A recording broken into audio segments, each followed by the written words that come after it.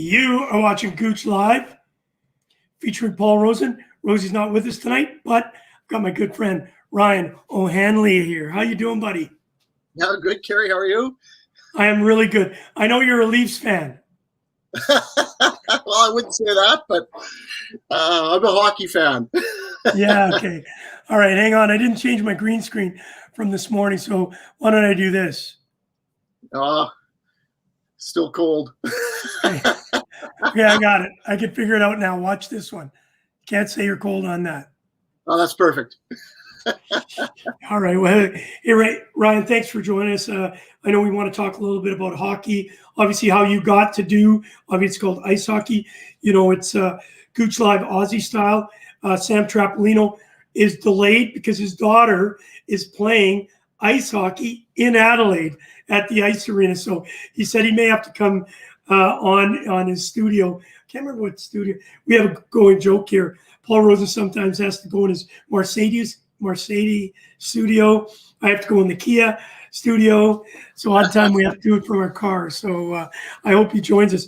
Listen, Ryan, thank you so much for joining us. I know Gouche Live is all about talking about worldwide opportunities in hockey. Of course, you're down in Australia. You're the National Player Development Director for the Ice Hockey Australia.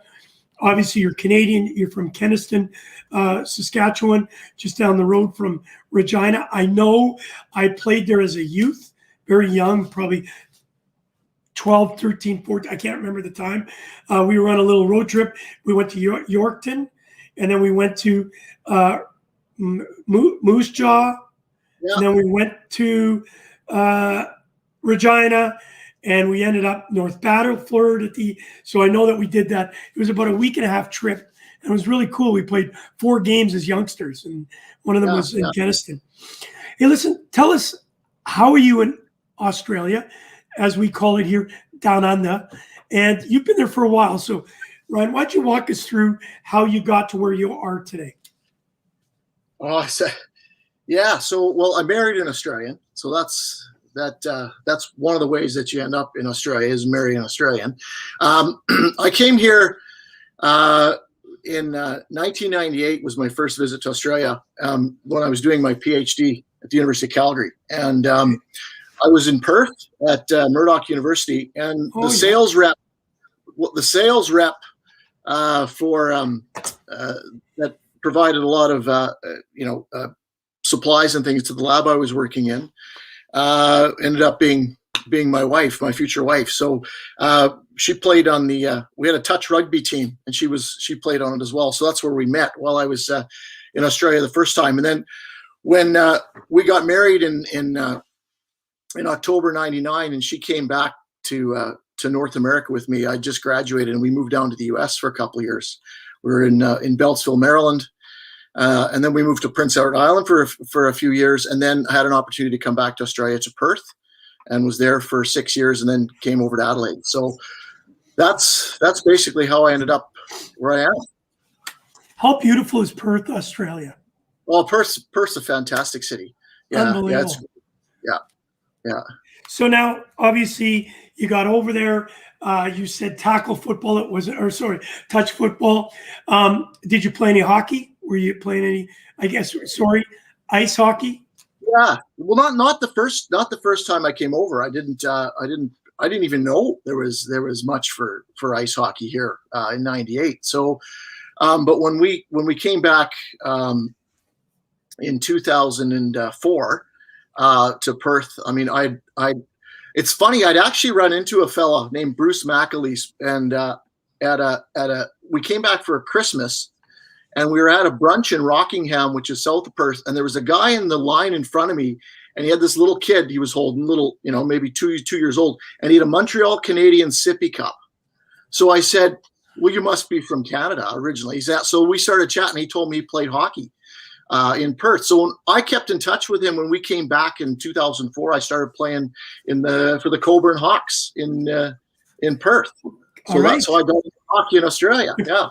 The Coburn Arena. She's wonderful. What a wonderful group. What a wonderful family.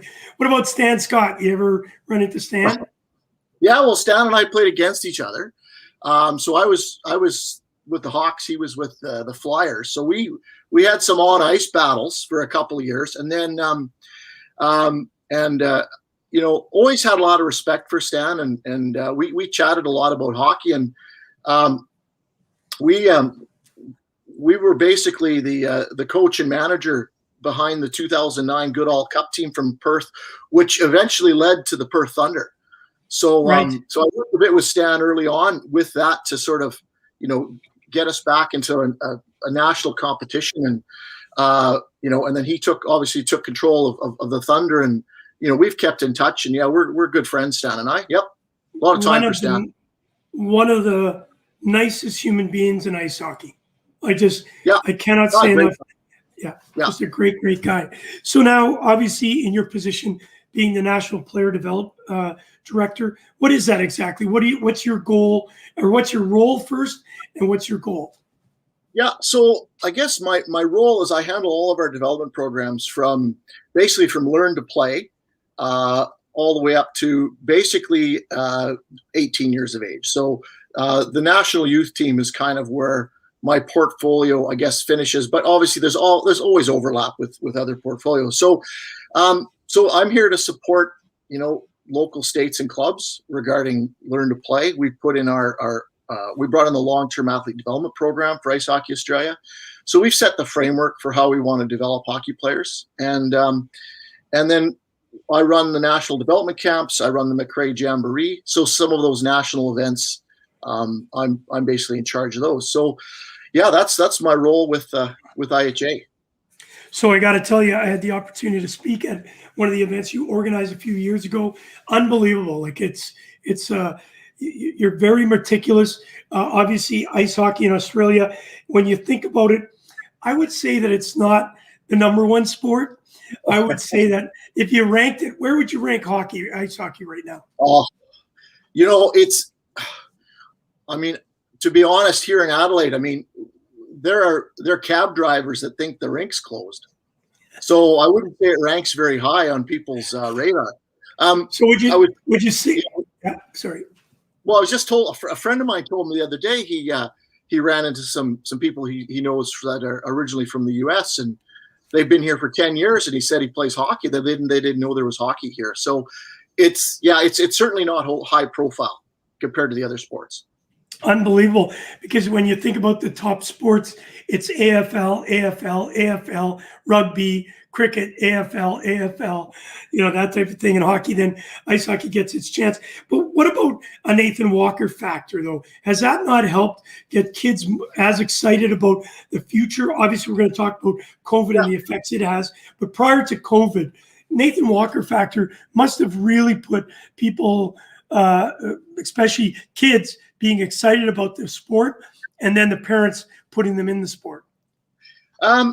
Yeah, I think it's probably helped somewhat getting kids into the sport. It's the Nathan Walker factor. It's kind of a mixed blessing for us in a way. Nathan is a tremendous athlete, and he chose hockey.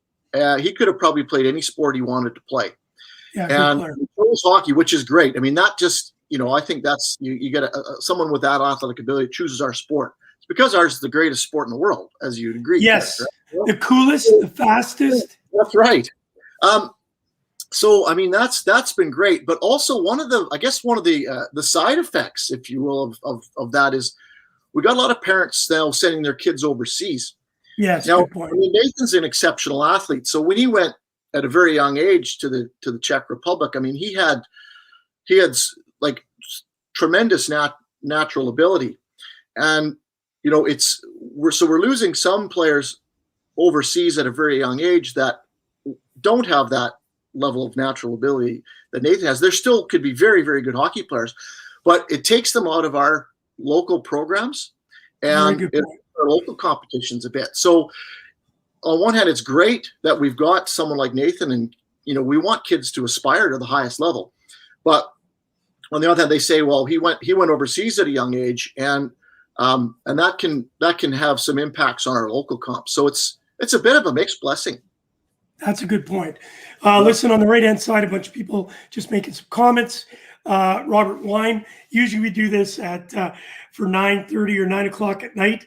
And we decided that, let's swing it a little bit because it's really tough for me to get up at 5 a.m. And Robert gets up with me. He lives in Ottawa. He goes and gets his Tim Hortons, his double. So yes, Robert, that's great. Hey, obviously we got Ian Cobb here in Montreal, who's a Habs fan. And of course he's watching the Habs play while he's watching us. Too cool. I spent a month in Perth, Australia with my oldest friend who moved there and got married there. Hey, listen, do you know Ashley Glover? Do you know that name? Ashley Glover. I'm going to put you guys in touch. He's doing a lot of work over here with, he's in Australia, but he does a lot. He knows anything about the junior programs and that. That may be a great connection for you guys to get together and chat. Australia sent over a team to the World Master Games in Edmonton in 2005, mostly Canadian boys. I think that's changing as you guys obviously develop your homegrown talent. Obviously, that's what you're doing, Ryan. So talk to us a little bit. You just held your national camp. I was blessed to be a part of that. I know it was virtual. My good friend Mike Surratt was also there. Malcolm Sutherland was with me. Talk to us about what COVID has done. Has it been a complete disaster? Has it been an interruption? Has it been a little bit of a blip on the screen? Or have you been able to continue on the excitement for the sport? It's been a bit of a mix here. So, I mean, obviously states have had different rules and restrictions regarding COVID. And so basically it caused a major disruption to the start of our season because our season starts, basically April, end of March, early April in most of our states is when we really get going. Obviously our world championships for our men, our U18, men and women's teams. I mean, they were completely disrupted by COVID, so we weren't able to send teams to that. Obviously AIHL was affected. But local hockey started up again in states as restrictions started to ease. So New South Wales and Queensland, WA were some of the first to get going. South Australia, we got up and running, but Victoria had that second little wave.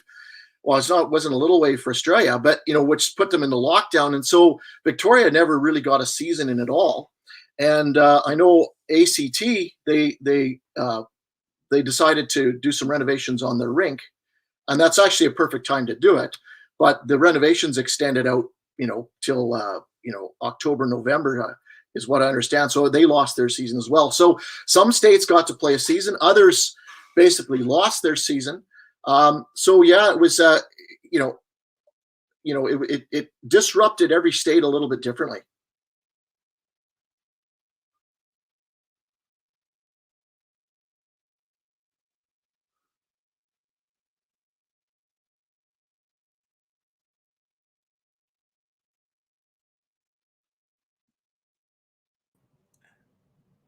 Sorry, Ryan. Ran into a little bit of a technical issue. I'm being the producer tonight. Val couldn't make it with us. He usually does the 5:30 in the morning, so he decided to take the night off. Can you believe it? He'd be here early in the morning. So anyways, I'll make sure I line you up with Ashley for a conversation. So obviously what they're doing at the ice arena right now, great work. I've seen pictures. What a great opportunity. Talk to me about that, Ryan. Obviously the infrastructure in Australia, you obviously lived in Canada, the infrastructure here almost on every corner. If there's not an ice rink, there's a Tim Hortons. So you have the opportunity to drink coffee, a lot of it, and go to an ice rink. What does that mean for you to try and develop a sport nationwide when you don't have as much infrastructure? It's a real challenge, and it's I guess one of the strengths you say in Canada and in the US is that hockey's not just played in the major cities; it's out in the regional centers as well, and that's something that we really don't have in Australia. So we've got a tremendous sporting culture here, but we've got facilities in our major cities, but Newcastle is an example of a more regional center that has a facility, but places like Bendigo or Ballarat or those smaller cities. I mean, we don't have ice rinks, and there's so you miss out on those athletes, joining the sport. And of course, even in our major centers, we don't have a lot of rinks. I mean, here in Adelaide, we have the one rink, and we've had issues with the rink in the past. We've lost the ice. They're very expensive to maintain. Something breaks down, and you have no backup. So, it's a real challenge, and we have to make sure we've got good working relationships with the owners of the rinks. A lot of them are privately owned. It certainly is a challenge, and something I think you take it for granted a bit. I think in Canada, when you have that many facilities, you hear complaints from Canadians about they have trouble getting ice time now. Rinks are busy. Well, we're certainly we don't have a lot of choice. So we're always in that situation. At least you have a rink to look at. Hey, listen, Nylander has just scored for the Toronto Maple Leafs. For everybody that's following, it's 1-1 in Edmonton, Toronto Leafs. Hey, listen, finally, Sammy, I know you were taking vacation. Sammy, meet our good friend Ryan. Ryan and I think we've actually met before. Let me just adjust that camera there. I think we've met in Adelaide, but not unannounced. All right. Good to see you. Good to see you. Sam fell in love with our game by coming to one of our ice hockey classics. He scored free tickets, of course, free tickets, and he came and watched, and it was fantastic. He enjoyed it, and now his young daughter, Marnie, who I've adopted, is going to be the next Wayne Gretzky of women's hockey. She will play for the Adelaide Rush. Oh, fantastic. Yeah. Marnie just this morning, Ryan. She had 2 Pee-wee games this morning. They went down 3-2 in the first and won 5-2 in the second. So she got 3 assists. So she's had a bit of D at the moment. Give her a big hug from us. Hey, listen, JB, we just talked about you, Justin, how great of a job you've done, obviously, at the rink. Thank you for that. He's just making sure, Ryan, never lose ice again. Ever. Yes. New screws are firing. I'm not sure what new screws are firing beautifully. I'm not sure what the screws got to do with it. It's the ice. So, Ryan, talk to us a little bit about, obviously you're in Adelaide, one of the prettiest, also from Perth to Adelaide, not a bad place to be. Obviously it's wine country. Good friend of ours, Brad Ray, runs Zante Footsteps. I've been up there several times, just absolutely love it there. How do you get people motivated? I've asked JB this, and of course, Sammy, how do people get fired up about ice hockey when it's 30 above or 40 above? I think you just got to get them out to a game. I've had a lot of people that I brought out to their first, say, adrenaline game. So when I was coaching the Adelaide Adrenaline, I would invite people from work out to a game, and they were hooked. So I think that's it, is getting them down there to the ice arena and showing them the sport. They can't believe how fast it is. And it's the other thing we've got going for us. I mean, when our season's on, I mean, it's often rainy and quite cool here in Adelaide, and you can be out watching a footy game and be soaking wet, or you can be in the ice rink watching ice hockey. So we've got that going for us as well. But I think just getting them to see the sport is a massive first step, because people cannot believe how fast it is, and they're immediately hooked. That's been my experience.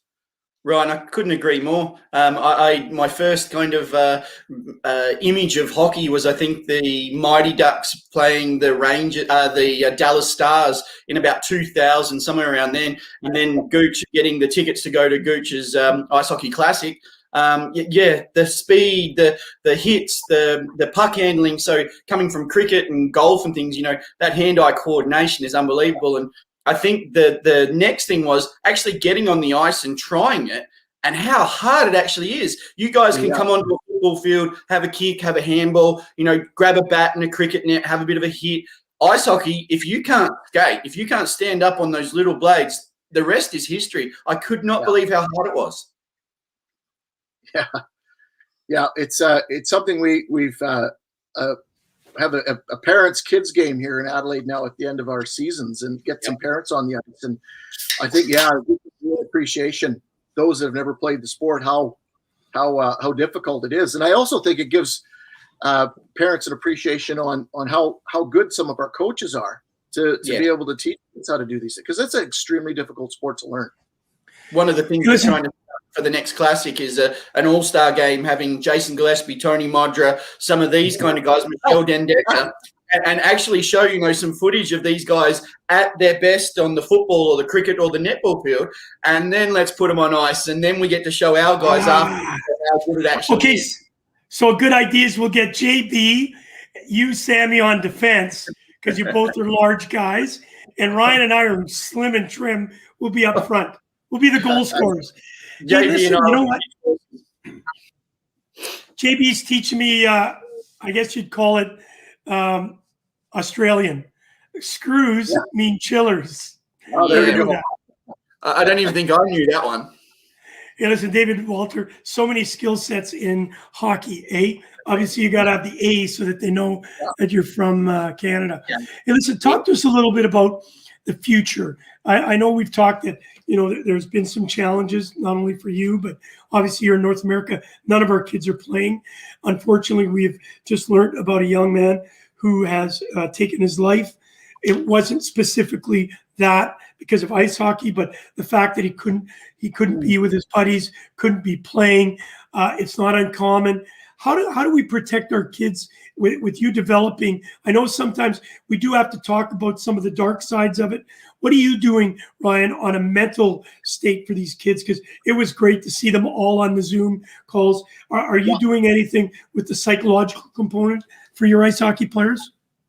Look, I wouldn't say we're doing anything specific right now. I mean, we recognize that it's actually a something very, very important, and we're working with groups like Sport Integrity Australia now quite closely, and that's part of it. I think, again, we were really lucky that most of our states were able to do something, and our but I did hear stories of kids, they were really struggling without hockey. I mean, my boys were struggling without sport in general.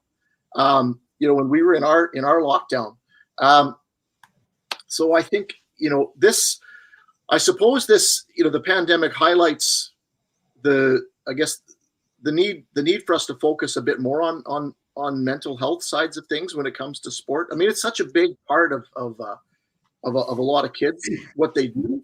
And I think it sort of highlights that. So certainly it's on our agenda that we do need to address some of these things a little bit better. So so I think going forward, IHA will be putting in some programs in that area. Do you know, I want to say I learned through Sam and Sammy in Adelaide, they had us come and talk just similar to what we did with you, but just a little bit more, I would say, more entertaining. We weren't really talking skills and that. We were talking more ice hockey stories. And one of the things, Sam, you can actually attest to that. One of the things is we had a couple of, Keith Primo came on. Some of those kids may have not known who he was, but Sammy and Sam did. Maybe that's something we could do with you, Ryan, is that we could get some of the younger players here that maybe their names are relevant.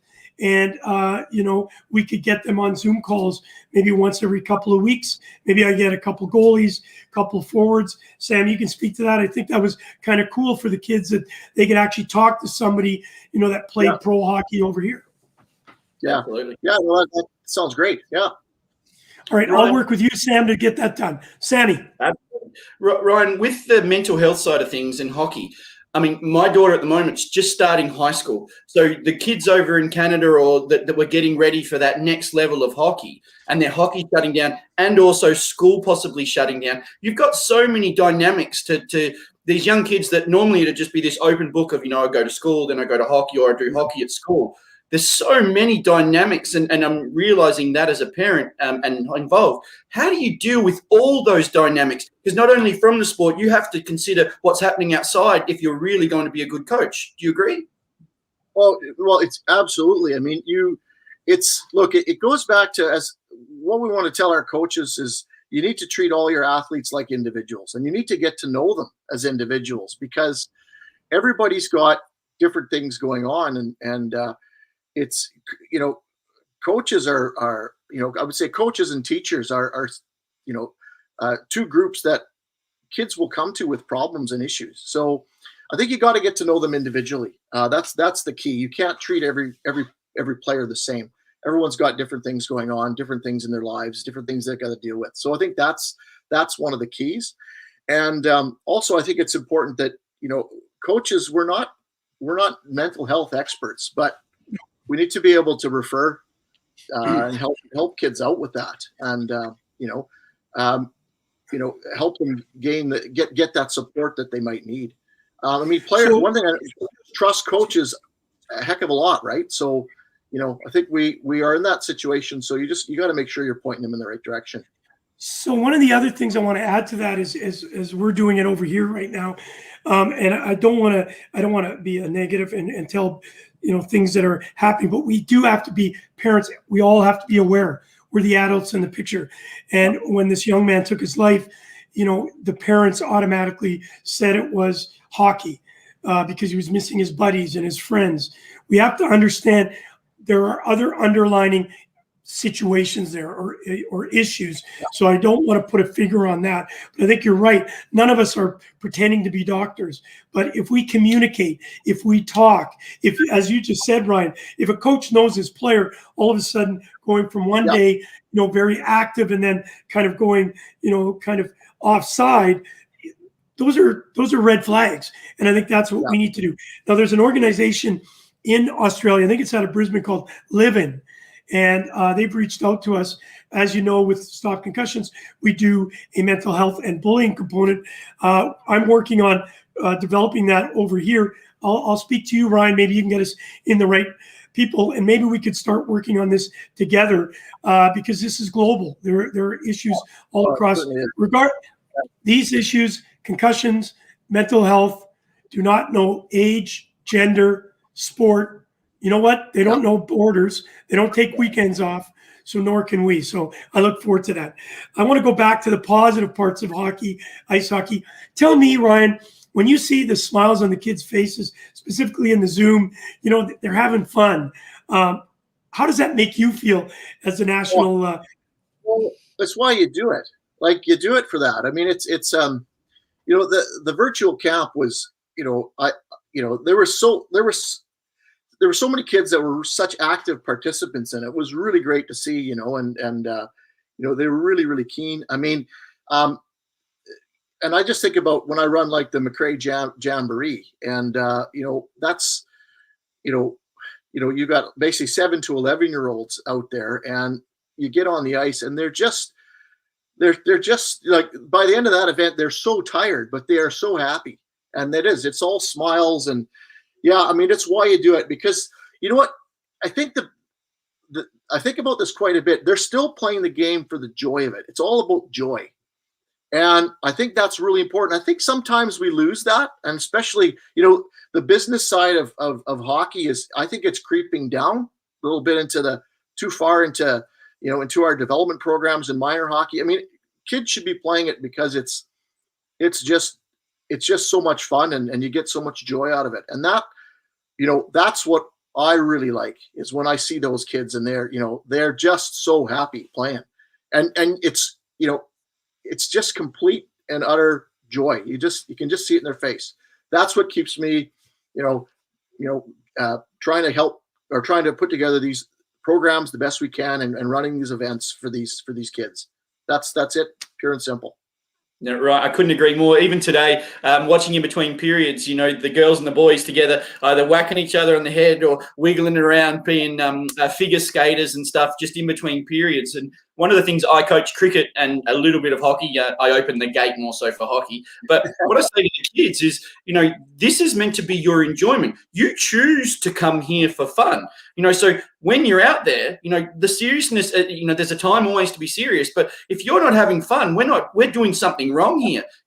School, you have to go. Work, you have to go. This is something we're choosing to come and play, whether it be what sport you choose. That if it's not fun, if you're not got that smile on your face, and yes, things can go wrong, but you got to turn that frown upside down occasionally. And when we remember that, and as parents as well, the political arena with some parents, it's a fun time. Yeah. I apologize. I do want to send out to Brennan's family our condolences, obviously at a time of loss. So I apologize for that, not mentioning that.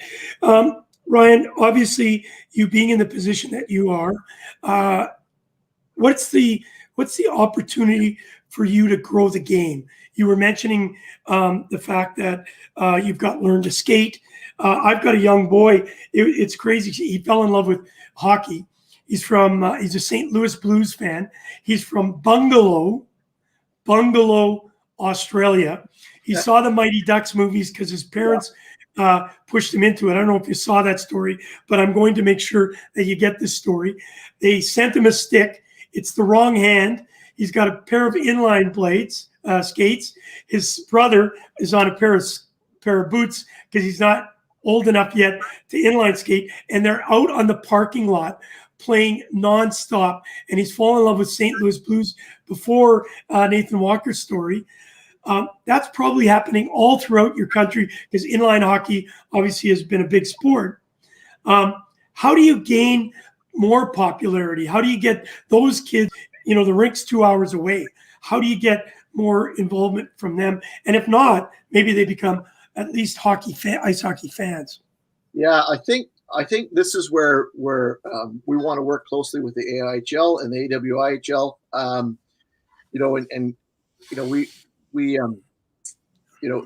Because those are the top levels of the sport in the country, and we want to bring people out to see that because it's a very, very good level.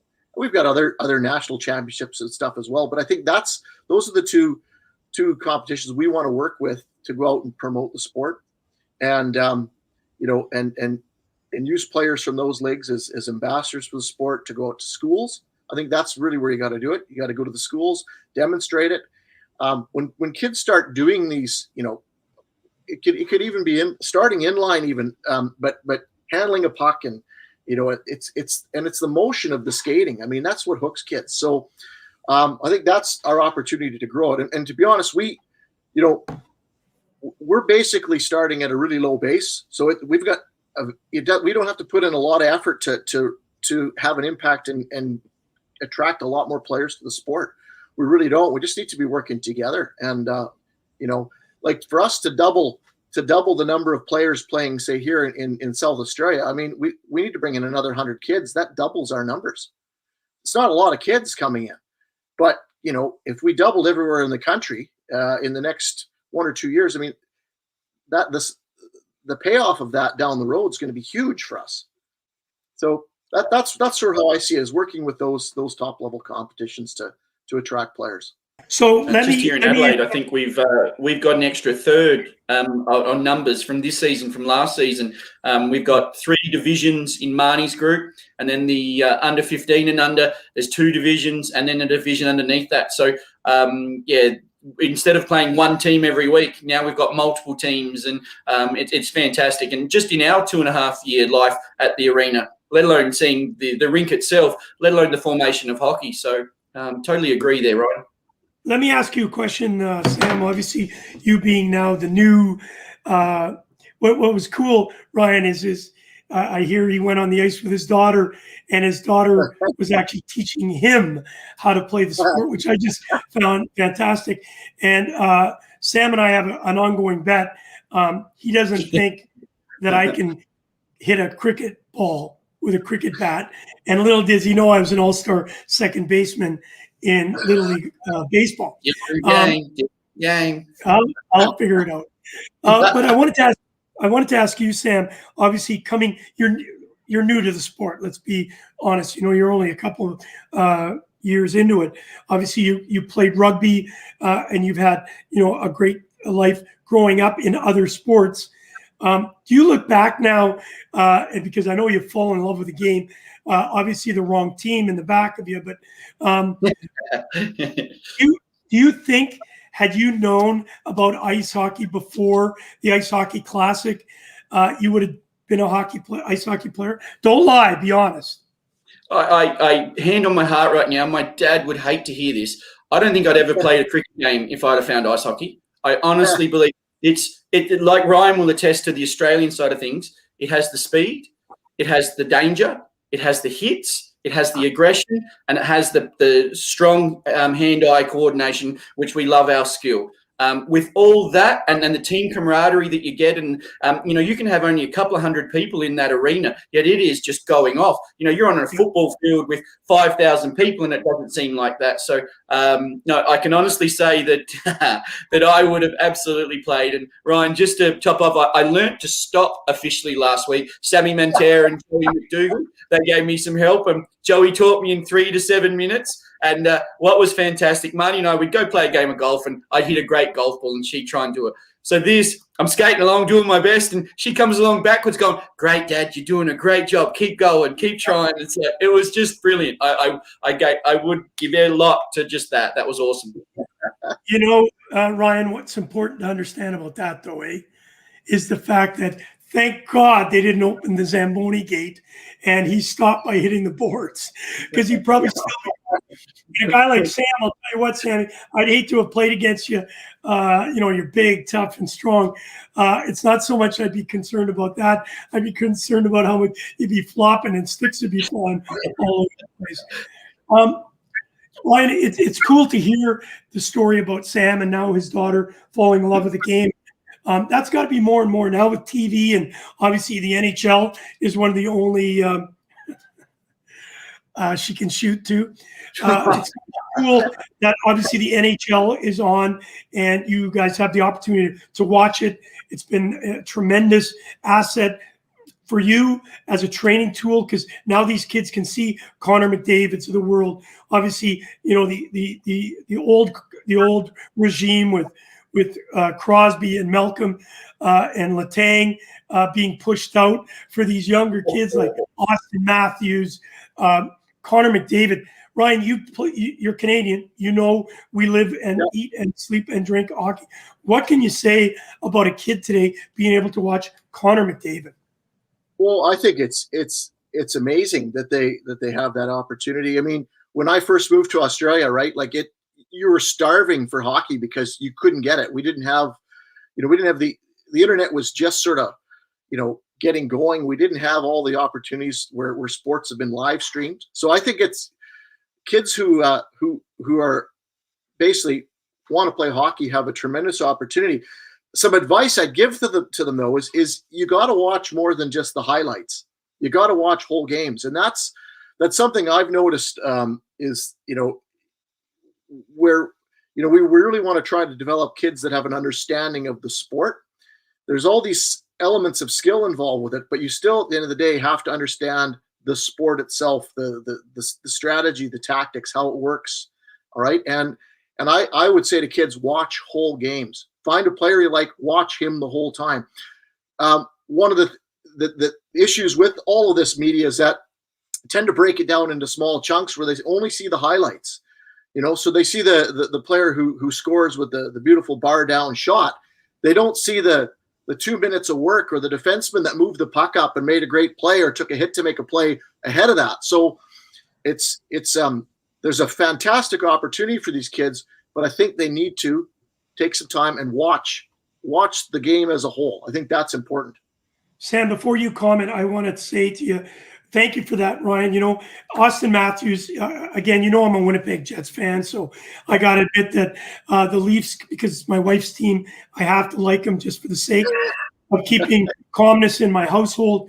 But I think what's really important to understand is there was one shift just recently, and I'm going to find that shift, and we're going to use that to show kids.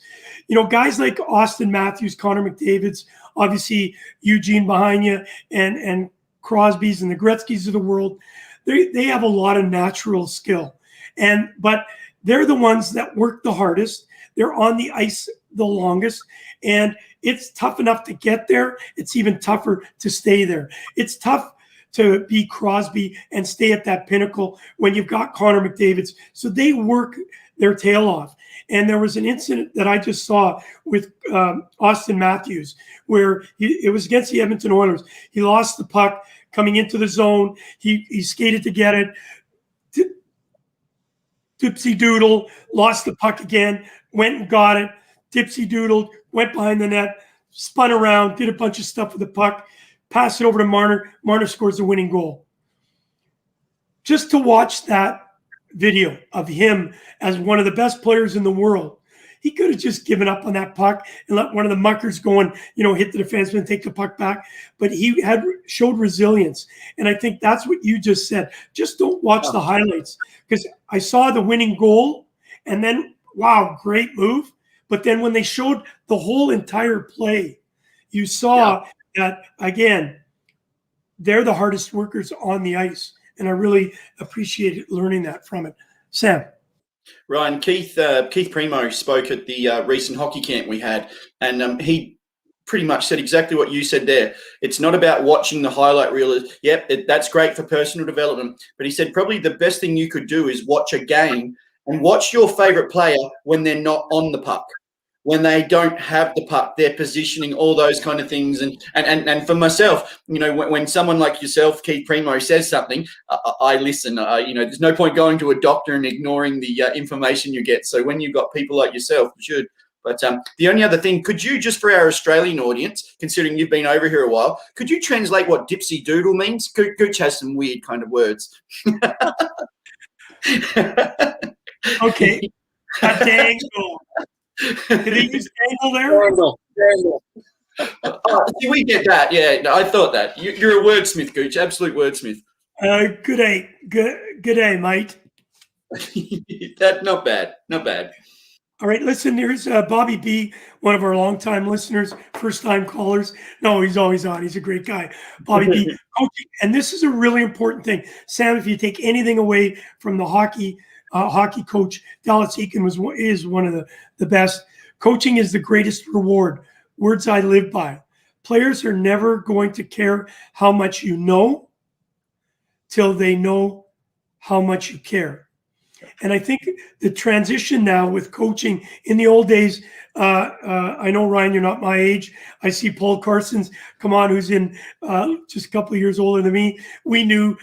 Our coaches were, really disciplinarians, almost intimidation, and now today it's different.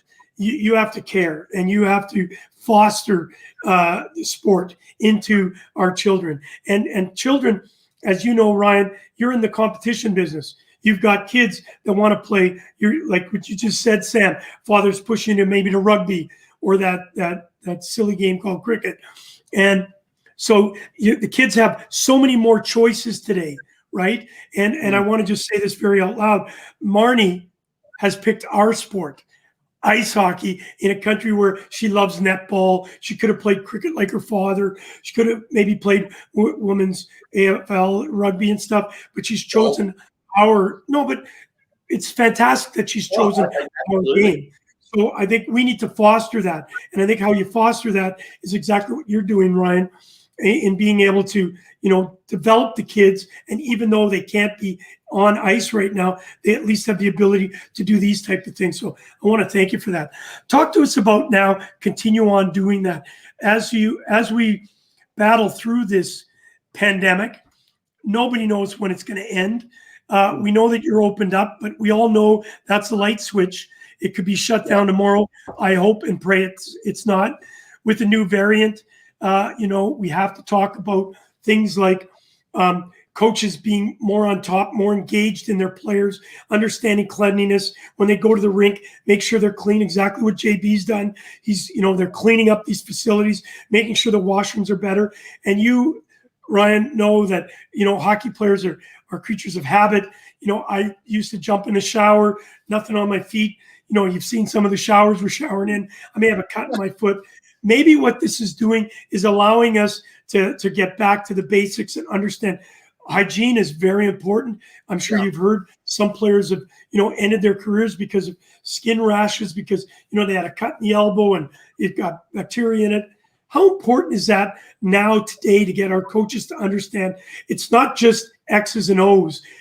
You go here, you go there, but also being preventative, understanding that once you get to the rink, kids, I don't want any of this. Put it away. When you get into the rink, I want you to focus and concentrate. You only get an hour, hour and a half. Focus. I'd like to hear your comment on that. Well, I think the pandemic, obviously, all of these things we're bringing in regarding hygiene and thinking about, infection control. It wasn't that long ago we had an outbreak of mumps in the National Hockey League. And, really we should be thinking of these things regardless. These are environments where, even if it's just, if it's the flu or the cold or, mono is another one that tends to go through hockey teams. Yes. Really, we should look back and say, why weren't we doing a lot of this stuff before? Like sharing water bottles should be a no-no anyways. You should all have your own water bottle. Some basic, hygienic disinfection type procedures. Yes, we should just be doing that anyway. So, I think about, my oldest boy, he goes to the gym now and, they have to disinfect all the gym equipment. It's like, were they not doing that before? These are basic, actually really think about it, basic common sense things we probably need to be applying a bit more. And you're spot on with the phones and that sort of stuff. Sport is your time to get away from that, to disconnect from the devices, to disconnect from that technology and I guess free your mind a bit. That's one of the other advantages of sport. It's an outlet, a way away from those sorts of things. Technology is starting to really dominate our lives. Right. Sport is a release from that. So I think that's going to be a big part of coaching and teaching our players, about these things is going to be really, really valuable. So we had a conversation, Malcolm and I. Malcolm's actually here. His mother has had to have a heart procedure. Everything's great. Malcolm's from Thunder Bay. He's here, so we've been having meetings. One of the things that we're going to do in about 4 weeks' time is we're going to hold a clinic or a coach's clinic, I guess you'd call it. And that our first 2-hour session, it's going to be 3 2-hour sessions. So you don't sit through 5 hours of stuff. And one of the things that first session is going to be all about that. And the other thing I want to say, and Sam, you can come in on this one, and Paul Carson and I, we had a good conversation about this with Malcolm. With kids being shut down and not being as free to train and get prepared for the upcoming seasons, you now too, us more than probably you, our kids aren't even being able to train right now, whereas at least you guys are, but yet you can't go from Adelaide and play in Sydney, right, at this particular moment. So that does affect the psyche of the player, right? And so we've listened to a couple of OHL coaches, one being James Richmond, arguably one of the greatest guys that I've been around, both coach and player. And Ryan, you've worn many hats in ice hockey, so you can relate to that. He actually talked to us and said, you know what, I'm going to have to coach differently. My kids, we're talking junior players, some of them, this may be it for them. They're not going to get that draft into the NHL. They're not going to get that chance to win the Memorial Cup. It'll probably be 2 years back to back that the Memorial Cup will not be played for after 102 years. That's got to play a psyche in their minds. The development that you guys are going through, you already have the issue of not being able to have a lot of a lot of international experience of playing other countries. Now here you are, you're not even going to be able to play state to state. So I want to ask you two things. One, you mentioned we talked about the water bottles. Will you start putting rules and regulations and saying, guys, hey, here's what we need to do when you go to the rink. Don't share water bottles. Kids, put your phone away. The reason why I want you to put your phone away is you're actually going on the ice. And if you don't focus, it also can create opportunities of injury. Plus, if you don't listen to the coach, you're not going to get better. And then the second part to that is what do you think of the psychological issues that'll come from what we're going through now when we get back to play? Yeah. Look, I don't think we can mandate or maybe should mandate, rules. I think it's just common sense that, things regarding hygiene when you're playing sports. And I think, I think coaches have a responsibility now to sort of, educate their players about it. I mean, once you explain why to players, there's no issues. I mean, I think that's one of the keys there. I guess for the other part of your question, Carrie, I think perhaps what we also need to do as coaches and officials in sport is tell players that their identity is not solely that they're a hockey player or a cricket player or whatever.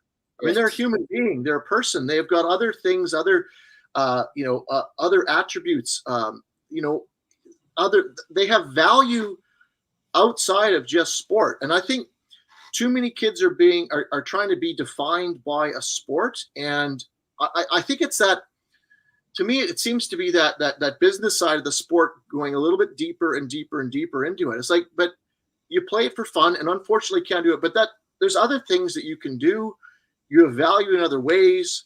I mean, these kids are able to connect online like kids have in the past. There's, I think,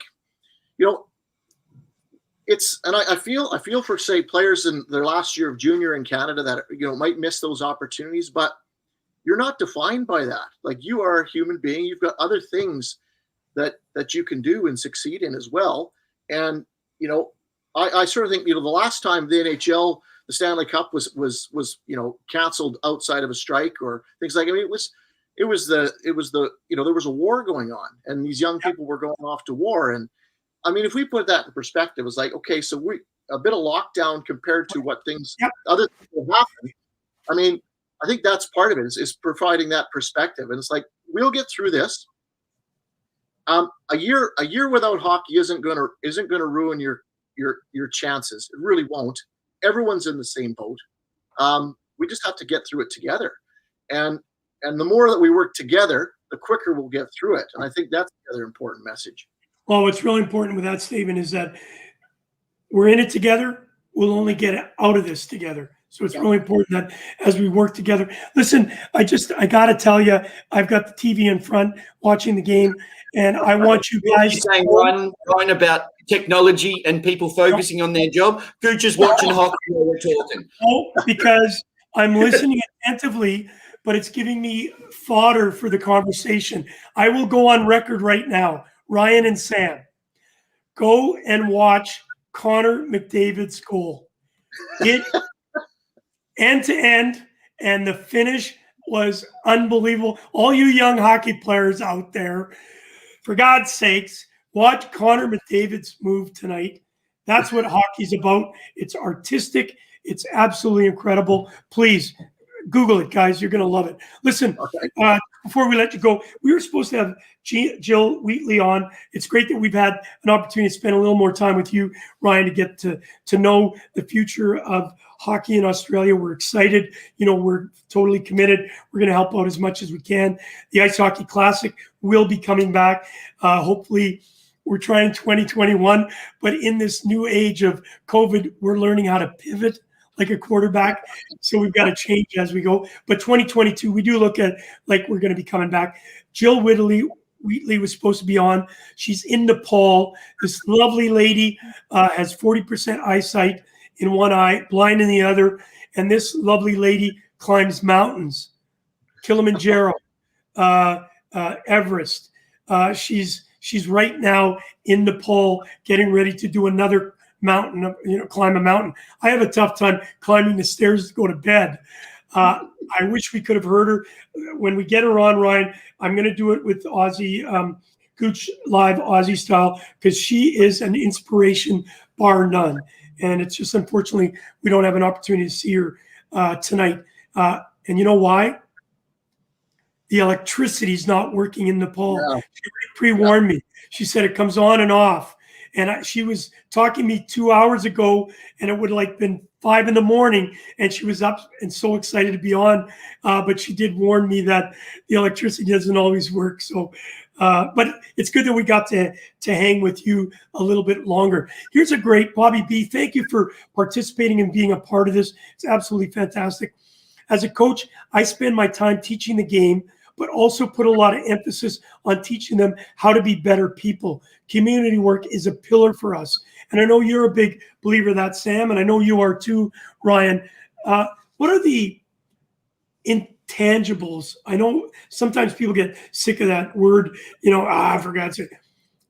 When you play a team sport, and when you play ice hockey in Australia, you're one of very few that can skate, that can pass, that can shoot, that can save, whatever you do on the ice. Most people can run, but not everybody can skate. So it makes you feel, I don't want to call privileged, but it's an incredible thing when you think about being able to do all that. How important is building those pillars of teamship, working together, being a team and going out and doing exactly what Bobby mentioned, doing community work? Well, I think, and he's spot on. You're developing people. And I work at the University of Adelaide, and I was head of department for about 5 years, and I had no formal training on how to run, be a head of department at a university, but I have years of being a hockey coach, and I used those skills. I mean, it's a team. It's no different than a hockey team. You're just what you're trying to accomplish is different. The game is a different game, but the fundamentals of a team is the same. So I think that's what it builds in people. Resilience, teamwork, understanding that, everyone has value to the team, and you got to put them in those right areas to succeed. Right. And, and I think that's part of playing a team sport. And I think, you can apply those to everything in life, and particularly, people that go on, in their careers and stuff, those team lessons are going to help them. I think it's just, it's allowed me to succeed in my career more than anything else is that experience from playing as part of a team or coaching a team, et cetera. It's absolutely, probably the best teaching experience and learning experience you could have in that area. Totally agree. My wife, I'd hate to give her credit, but she's saying so many skills from sports translates to life, which is so very true. Ryan, I just want to go back just a little bit to the break that players have had to take in the COVID, just in my final point. Do you think if it wasn't for COVID and you took 12 months away from these kids, they would handle it? Because I know that you were saying, they're defining them by their sport. I lived for Tuesday training, Thursday training, Saturday, Sunday cricket games, and everything in between was just getting me to that point. Yeah, you throw COVID in, and there's a reason to tell them to take it off. But if that wasn't the reason, you try and stop someone from doing it. That's a hard culture to put around a kid that you're not defined by your sport. Do you think COVID's made it easier? Well, I guess we want kids to just enjoy sport and be active. I think that's the key. The difficult thing with COVID has been when people have been in complete lockdown. That's been very, very hard. But as we've come out, so if you may not be able to play hockey, but if you're allowed still to go out and do other sports, or at least, you could go to the park and you can have a few friends. There's things you can do sporting wise that, again, use it as an opportunity to develop yourself as a complete athlete. One of our issues today is we got kids playing the same sport for too long a period of time during the year. The best athletes are multi-sport athletes, and USA Hockey's done some fantastic research on this over the past couple of years. So there was an opportunity here to develop yourself in other ways from an athletic standpoint. And I think that as parents and coaches, you need to say, look, okay, well, if you can't go to the rink or, and play hockey, there's other things you can do to make yourself bigger, stronger, faster, whatever. And other sports you could play that they will all contribute to that at the end of the day. And so, I mean, the complete lockdown is really, really hard on kids. But as you come out, I mean, there's other things you can tell the kids they can work on. And I think that's really important. I mean, my oldest boy he couldn't go to the gym. He's got a truck tire out the back. He was flipping around. I put it up on IHA's Facebook page because I'm like, this is an example of what you can do. And, I think it's, and reminding kids this is a short period of time away from the sport. It's not going to impact you. Look at how many players have had injuries that have come back from injuries and they've picked up where they've left off. Okay. It's just, it's a state of mind. It's not the end of the world that you can't, play hockey for a short period of time. And I think that's some of the messages we got to get to these kids. Fantastic. Well, as we wrap up here, I want to say a couple things.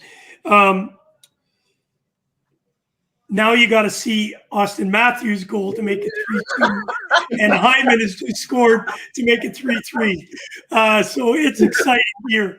Listening no wonder we were up by ourselves, Ryan. I'm going to leave it with this, Ryan. Kids were happier at training after COVID's lockdown, as it gave them appreciation for not having things in their lives. But it was interesting to hear some of the things they did keep themselves busy. Very, very true. Some parents don't get it. They overtrain, overwork their kids, and try to live vivaciously through them. The element of fun is often compromised. A bit of a shame. I agree 100%. So as we go tomorrow, guys, at 4 o'clock Eastern Standard Time, Sammy, wake up for this one. You'll love this too, Ryan.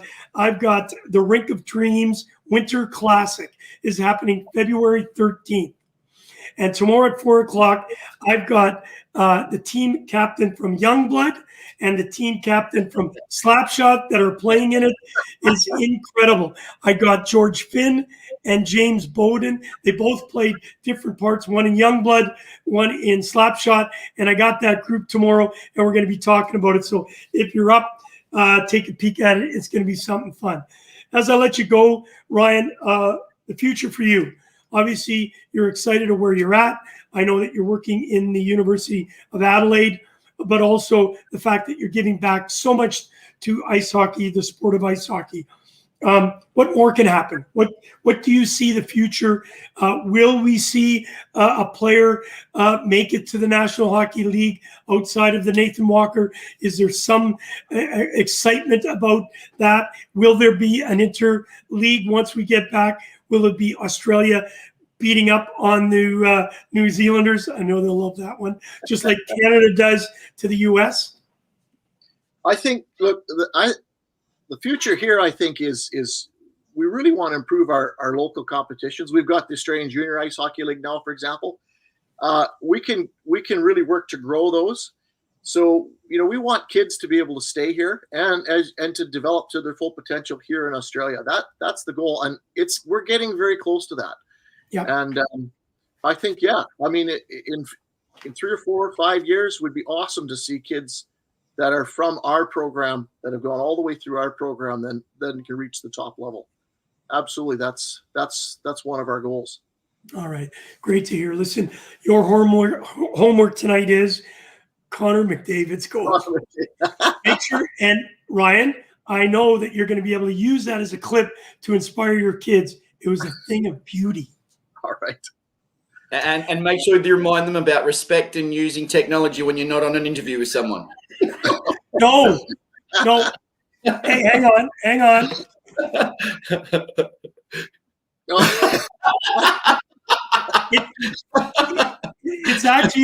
It's actually my studio. What happens is that some of the questions I have it, what do you call it, double screened or whatever. So I'm actually watching some of the questions that I want for you up here. And I just happened to see the goal.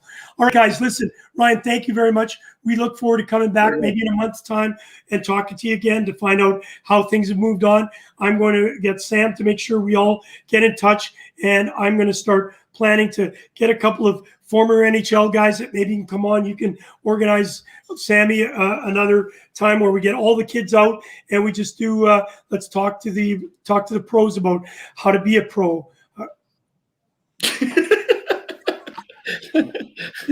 Oh my God! Now it's going crazy. All right. With all that said, Ryan, thank you. Thanks, Kerry. Okay. Thanks, Take Ryan. care. Meeting you in person. Oh, he's a nice guy. We had him a little bit too long. I apologize for not being able to bring our gal on. We will get her on. She is a huge inspiration. It's a story that every Australian can listen to. It's an inspiration. Almost blind, but not running scared. This girl runs mountains. Change your perspective, change your life. And Jill Wheatley will do that when we get her back on here on Gouche Live Aussie style. Sammy, thank you for joining us. I know I've got to run. I got to take Malcolm to the airport. I'll call you after. Last word to you. Did you really enjoy today's game? Really, really did enjoy today's game. Come on. It was awesome. Marnie enjoyed today's game far more than me, though. So, yeah, I cannot wait for you to watch her live, whether it be over there or here. I do look forward to letting you and her loose and her kicking your butt in golf. I look forward to that. Love it. Love that. All right. So you've been watching Gouche Live Aussie style. My good friend Sam Trapolino. I know we're doing a different time. I know Aaron's going to come back in the fold. Listen, within the next 2 weeks, we are going to host the first concussion seminar with our doctor, Scott Holler, along with a bunch of your great medical staff. The stories we've seen over the last couple of weeks with concussions are horrific, and we want to be a change. Thank you for being a part of the Stop Concussions Australia. I promise you, we are going to work to make the game safer, all games safer for your kids and for the pro athletes around Australia. Thanks, Sammy. Thanks, mate. I'll speak to you soon. Say hi to Malcolm and everyone, please. Connor McDavid's goal. You got to go watch it. All right. Thank you. Good night. See you, mate.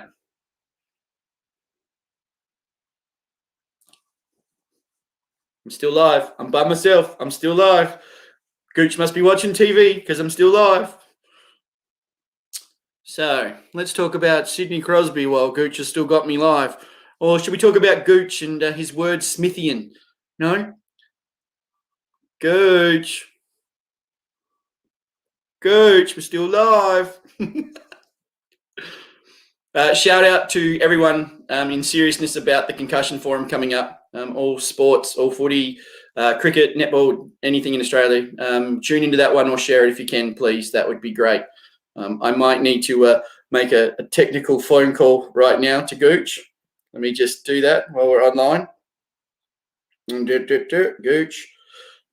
I'll just ring the Gooch. Here we go.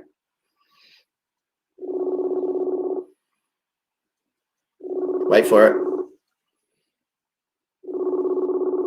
Waiting for it. This is fantastic television at its best, live.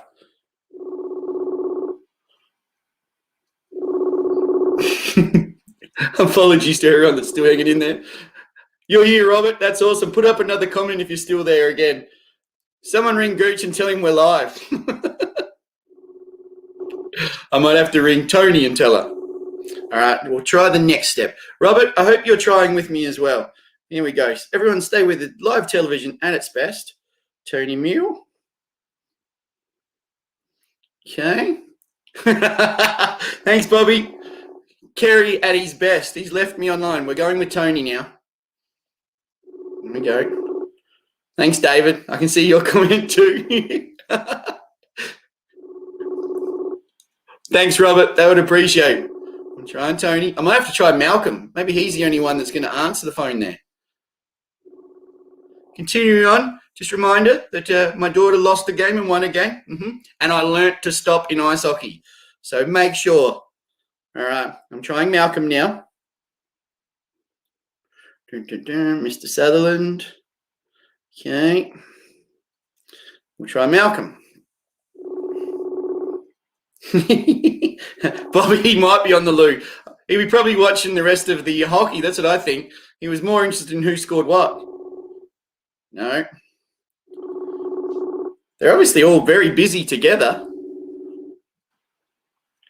All right, here we go. Prize for the first person that can get a hold of Gooch to tell him we're still live.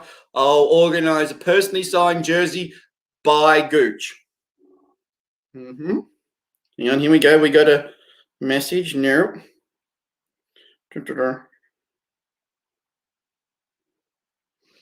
This is fantastic television. Amateur Hour, Gouche Live Special. Come on, answer your phone. Come on, Gouche.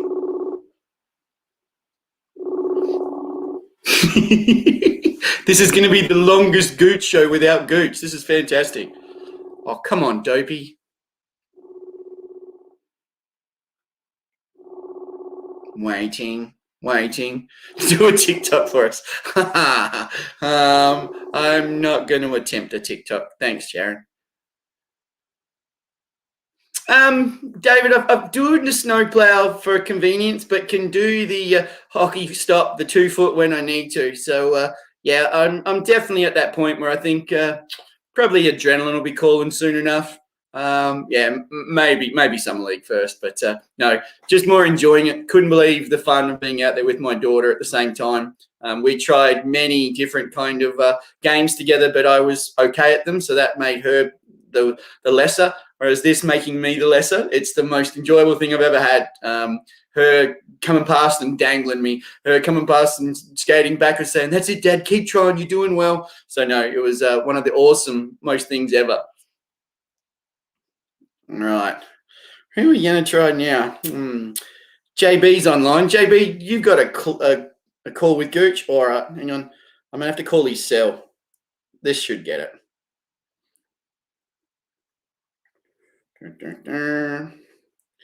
Gouche.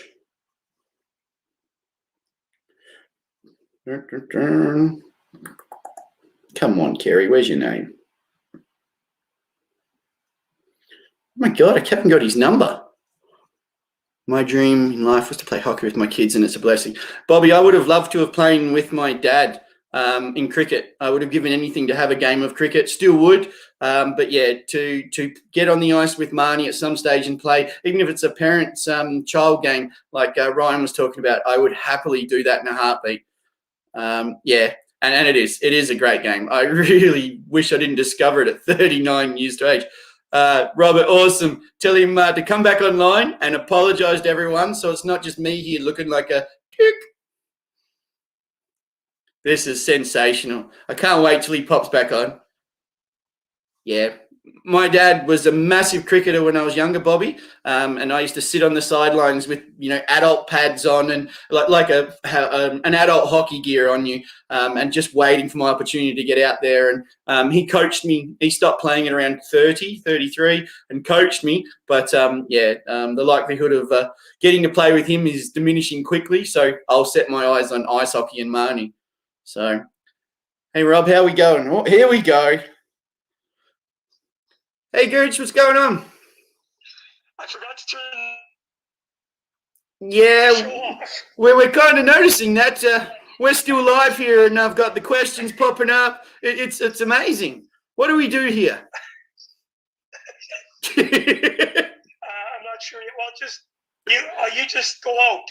If I just go out? You just go out of the screen. All right, I'll give it a try. Ladies and gentlemen, I've been instructed by the boss to just leave. I'm leaving now. You should see all the questions. We've got our most ratings at the moment. You need to get off the show quicker. Well, who's asking questions? All right, I'll go through the questions. Bobby wants to know about cricket versus footy. Robert Wine was wondering what the hell you're doing. David Carlson, this is a perfect opportunity to swear at Gouche. He says you're a dick. That's something along those lines. Bobby's clapping hands. We've got so many comments here. More comments when you were there. You were too busy watching hockey, obviously. Hey, listen, tell Bobby cricket is because he doesn't know what cricket is.